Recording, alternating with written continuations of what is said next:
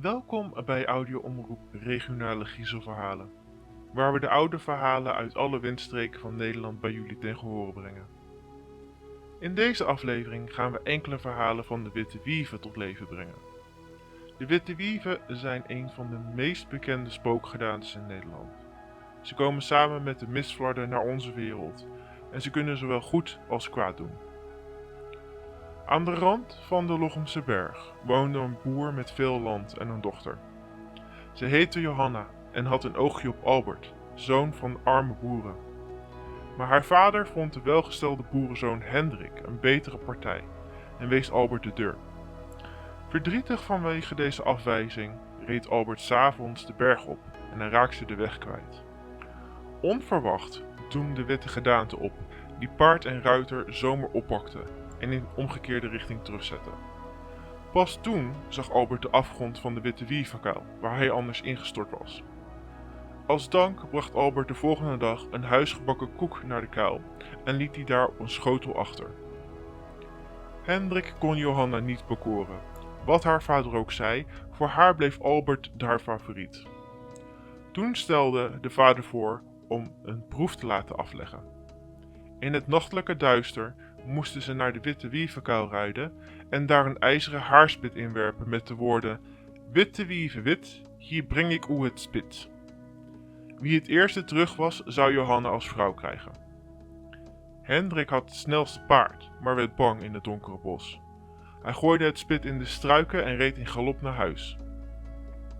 Albert, gedreven door de liefde, reed zonder aarzeling naar de kuil, wierp het haarspit erin en riep: "Witte wieven wit, eer breng ik u het spit." Krijzend kwamen de witte wieven tevoorschijn en achtervolgde Albert op zijn terugtocht.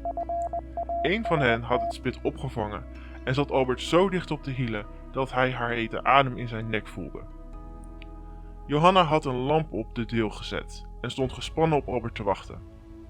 Zodra die de deel opreed, gooide Johanna de deur achter hem dicht, vlak voor het witte wief. Deze gooide van woede het spit achter Albert aan. Trillend bleef het steken in de deur. Albert en Johanna omarmden elkaar en trouwden in het voorjaar.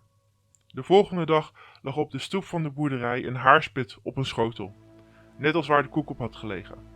Het haarspit en de schotel waren van goud. De witte wieven bleken Albert en Johanna goedgezind en ze leefden nog lang en gelukkig.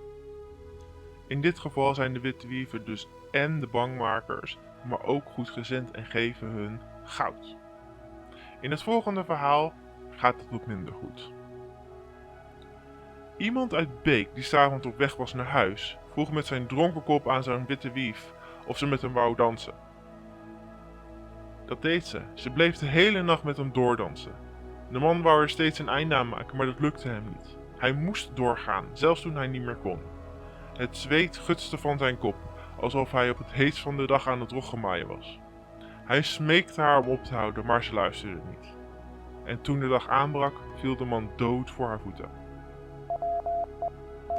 Dus dit is een kleiner verhaal, maar het gaat erom dat je niet moet spotten met een witte wief. En ook in het volgende en laatste verhaal.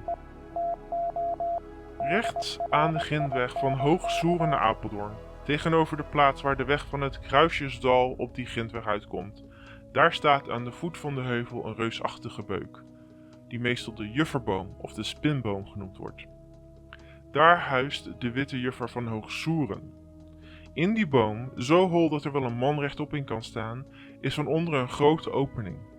Als men 's nachts in het bos komt, kan men daar een lichtje zien branden en hoort men de juffer in de boom spinnen. Op een zaterdagavond, toen het loon was uitbetaald, ging een arbeider van Soeren naar Apeldoorn om winkelwaar te halen. De arbeider hield zich wat langer in Apeldoorn op dan zijn plan was. Hij bleef er wat plakken in een herberg. En toen het gesprek daar over de witte juffer van Soeren ging, liet hij zich op zeer ongepaste wijze snoeverig over haar uit. En het was al middernacht toen hij op weg ging naar huis. De Soerense weg was donker, heel donker, zoals het er nog wel zijn kan in sterrenloze nachten, en dat je alleen aan de lichtstreep boven tussen de boomtoppen de richting de weg kan houden. Hij stapte een uur lang stevig door en hoorde geen ander geluid dan zijn eigen stappen. Dicht bij de jufferboom gekomen voelde hij plotseling een paar geduchte klappen om zijn oren. Hij zag niks en hoorde niks en tastte met zijn stevige knuisten om zich heen, maar greep in het ledige.